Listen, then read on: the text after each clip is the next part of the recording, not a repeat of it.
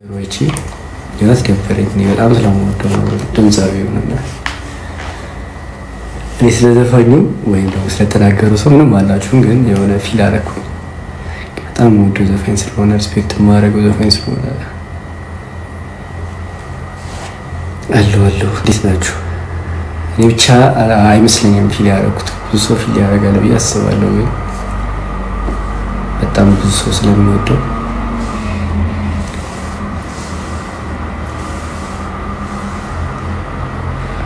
ዳኒሻ ወይ እንዴት ናችሁ? እስቲ ገና በሉ። እኔ እንትና ነው ከሊኖ ምናምን አይደለም ማለት የፈለጉት፣ ብቻ ግን በጣም አንዳንድ ጊዜ ጋይስ ምን መሰላችሁ የፈለጋችሁትን ሀሳብ መግለጽ ምናምን ትችላላችሁ፣ ግን አንዳንድ ጊዜ ደግሞ ጀስት ትውውቅ ሲኖር ወይም ደግሞ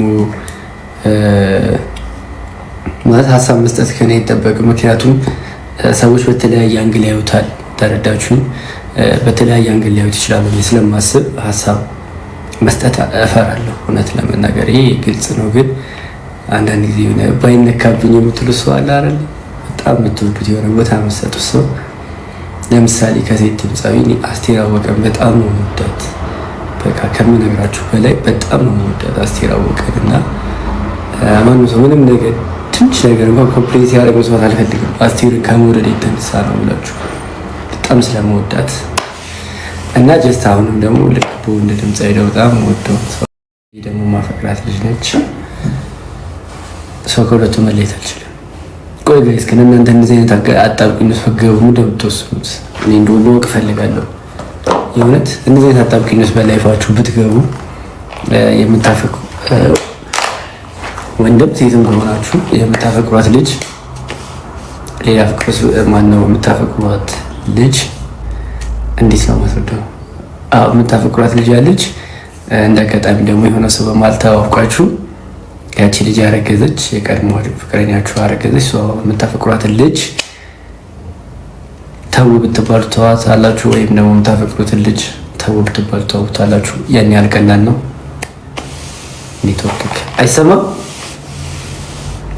አይሰማም ጋይስ፣ ያን ያህል ቀላል ነው እንድትነግሩ ስለምፈልግ ነው። በእውነት ነገሮች መተው በጣም ቀላል ነው።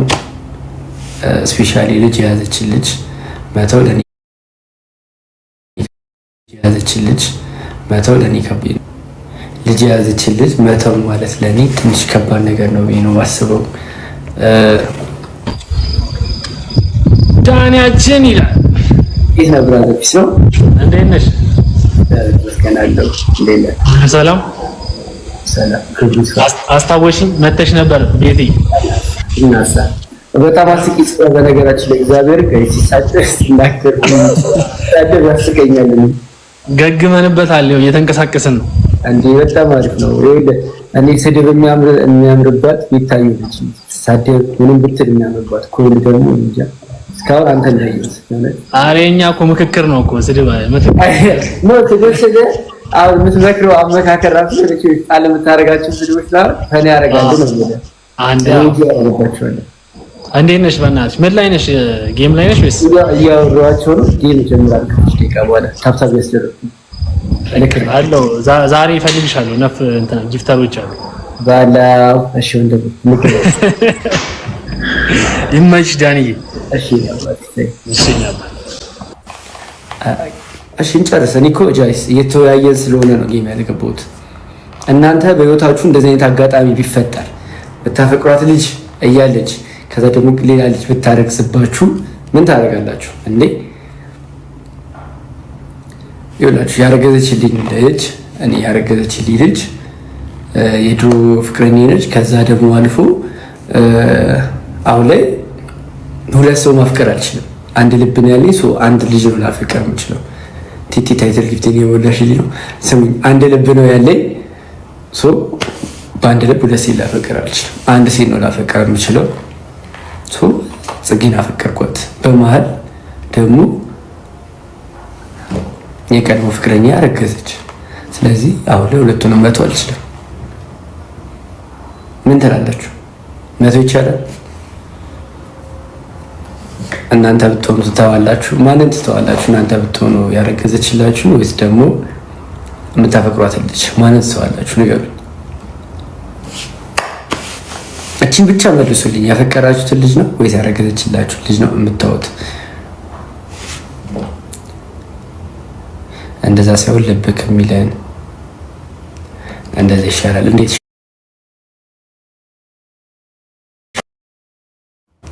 እንደዛ ይሻላል? እንዴት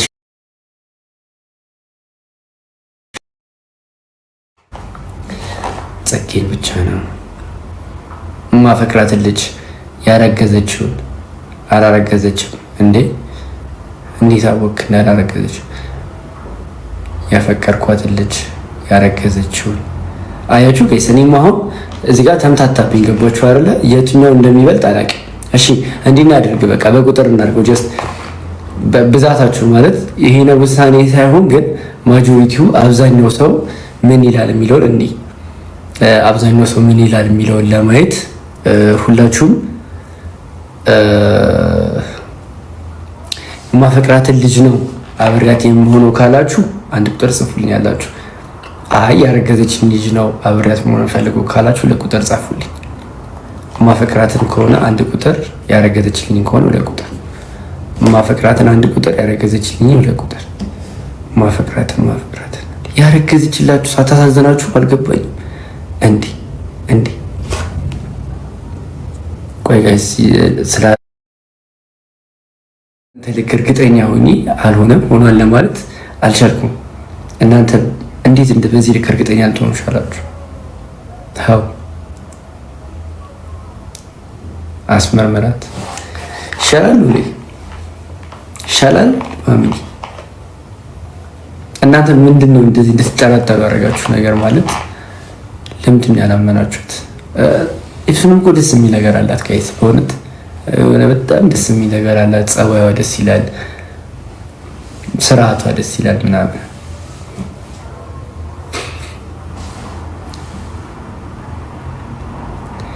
የእውነት ቀርባችሁ ብታዩት እኔ ደስ ይለኝ ነበር።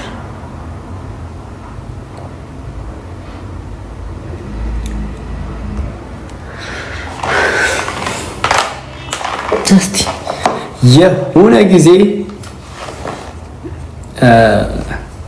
ግን አሁን ላይ መወሰን የማልችልበት ሰዓት ነው። በእውነት መወሰን የማልችልበት ቁርነት ሳገኝ አስከማ ግዴታ እናስመርጧል። አቢ ነው መብላት ያለበት። ያ ሌላችሁ ዳንዬ አባቴ ወንድሜ እንዴት ነህ? እኔ አባት እንዴት ነሽ? አሎ ልብስ ነው ተናፍቀሻል። የት ጠፍተሽ ነው ብራዘር?